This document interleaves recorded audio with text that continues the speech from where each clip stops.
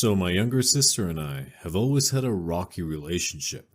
Her name is Danielle, 25 female. As kids, we were always arguing and couldn't be more different from each other. She was known as the wild child, while I was known as the good girl. I always did well in school and was involved in many extracurricular activities, while she was always skipping class and getting in trouble with her friends.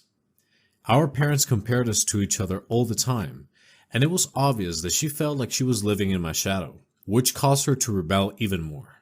After high school, I moved out of state for college and we didn't speak much after that. I would just come home for Christmas and Thanksgiving and the occasional birthday. And that's the only time we saw each other.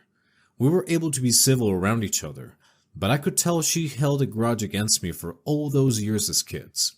Even today, it's obvious that she's jealous of me. I ended up continuing to get my degree and become a physical therapist and have a lot of success in my life. Meanwhile, she still lives in our hometown and bounces from random job to job while she lives with roommates.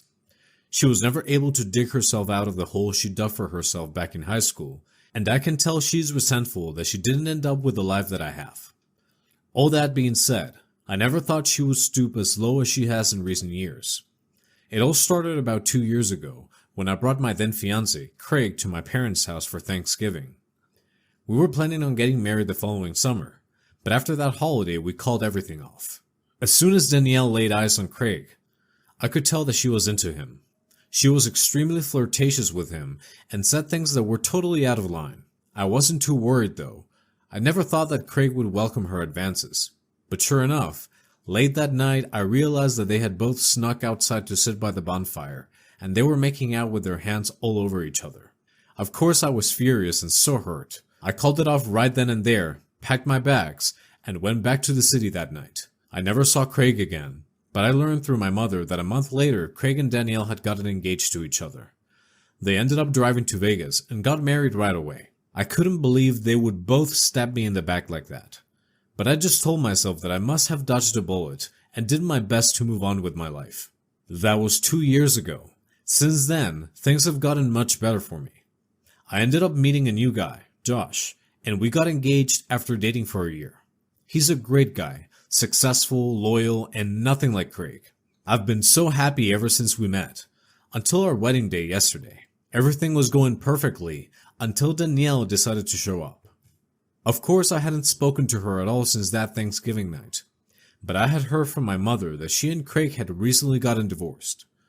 They had both developed some pretty heavy drinking problems, and Danielle had lost her job because of it. They no longer had enough money to even pay rent.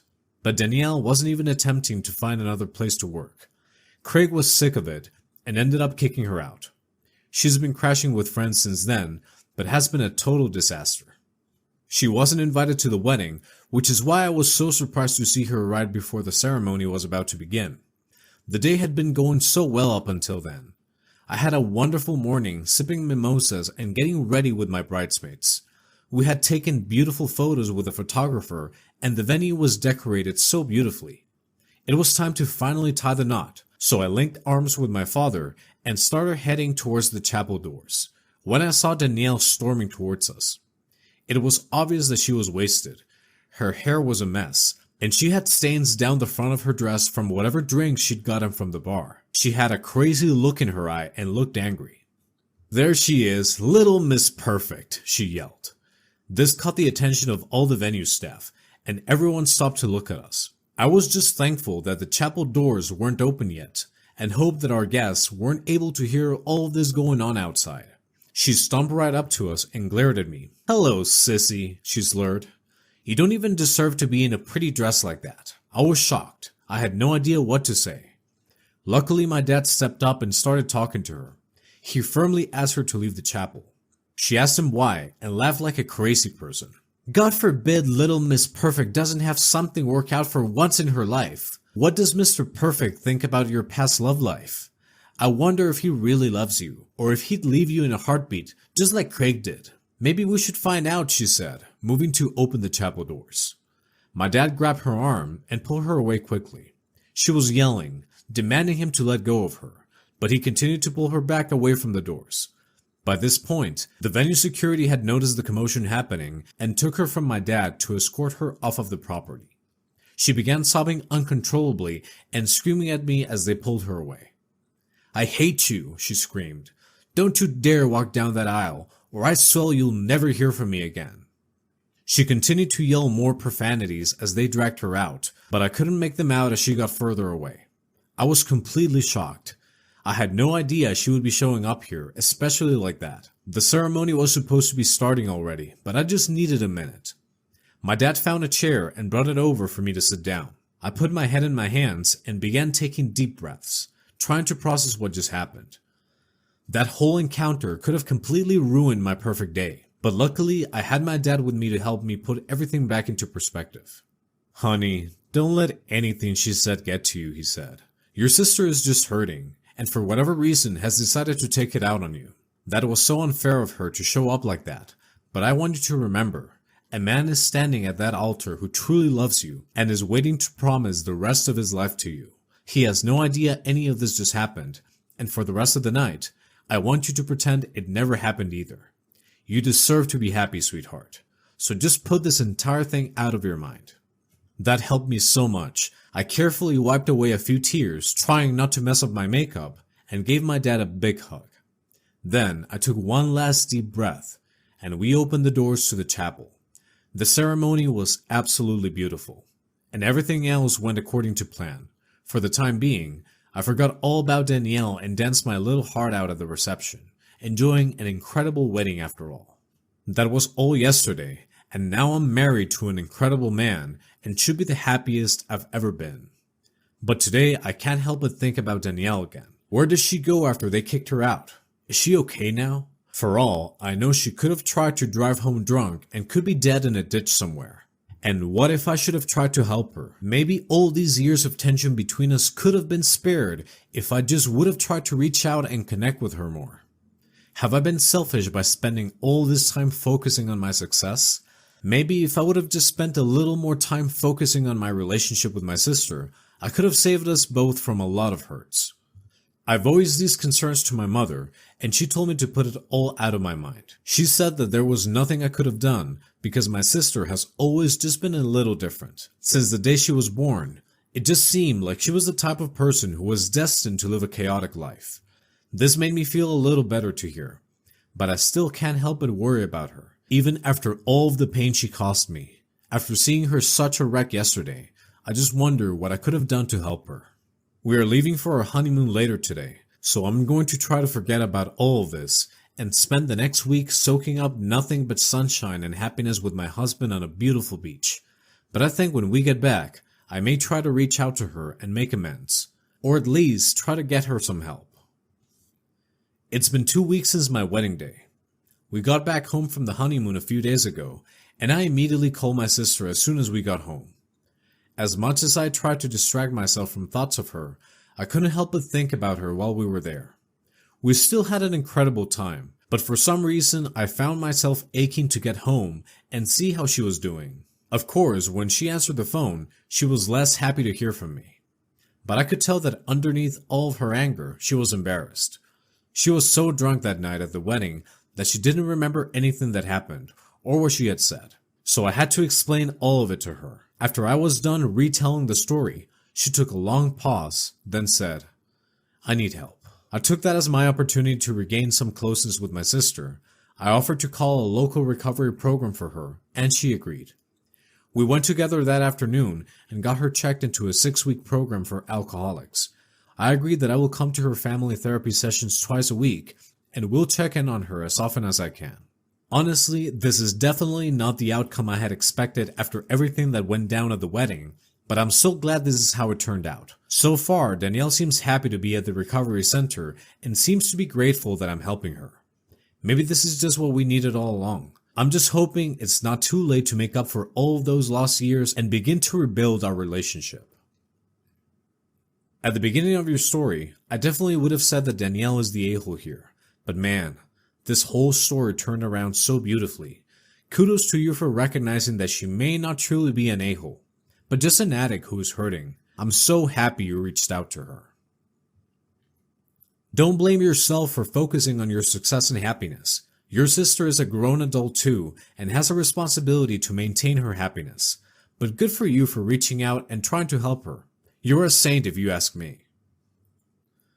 I'm 27 female. Nephew 4 and sister 21 have started staying with me recently.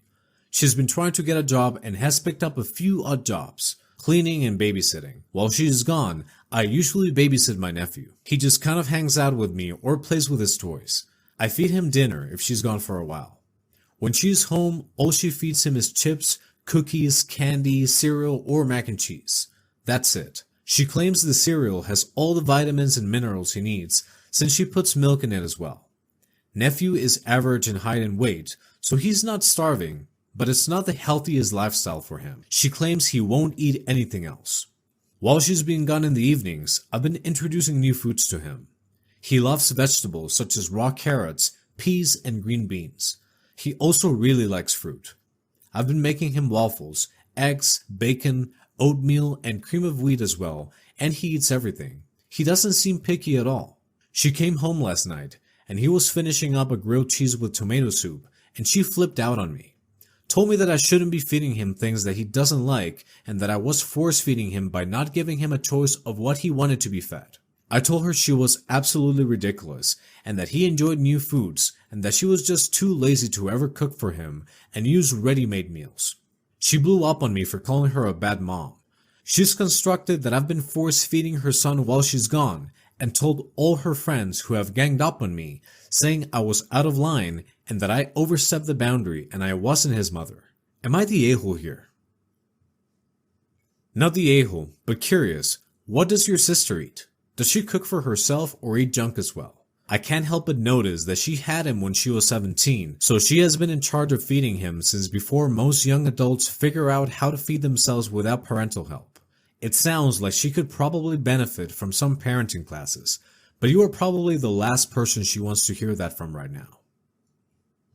Not the a-hole. Let's start with, I agree with you, and then go to, but you likely could have been more diplomatic. To anyone giving you grief, I would just say, sorry. But you weren't given an accurate narrative, and unlike some, I'm not engaging with others about my sister, so we're done here. Then mantra from there if they keep after you. That's not what happened. Good day. To your sister, I'd just say, you say he doesn't like it and I force feed him? I'll make you a bet. I can fix him a plate of some veggies. If he complains, I'll apologize. If he willingly picks it up and eats it, then you acknowledge that no force feeding was involved, or any of that other foolishness you accuse me of, and you apologize. All I did is present the food to him, and he grabbed them and went to munching. Maybe my anger was towards the wrong person, because it should have been on my dear husband, and I know for a fact that my sister-in-law hates it when people tell her that she is jealous, especially of me. But I was very hurt and embarrassed. I'm a teacher from the start, female 38, high school, math and chemistry. I love my job. My husband is a lecturer at university, male 51. We have 2 children. Sister-in-law, female 39, is also a teacher. I have always loved interior design.